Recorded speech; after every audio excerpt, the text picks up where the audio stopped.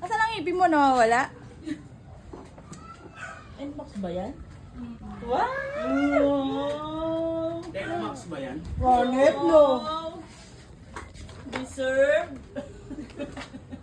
Yes. Yes. Oh, Oh, testing mo na po. Uy, pati to. Yung pati mo muna yung susi sa loob. Dapat kasi yan yung delivery mo eh. Ito? Oo. Wala na yung infant. Nandiyo yung susi. Yan yung susi. Maglalamog ka daw. Grabe pinagdaanan namin yung bike chat kahapon. Kaya pala ang tagal nyo ah. Ako din. Lalo na si Kopi, pinaglakad ko sa initan. Paul. Yan po, may ano tayo mamaya oh.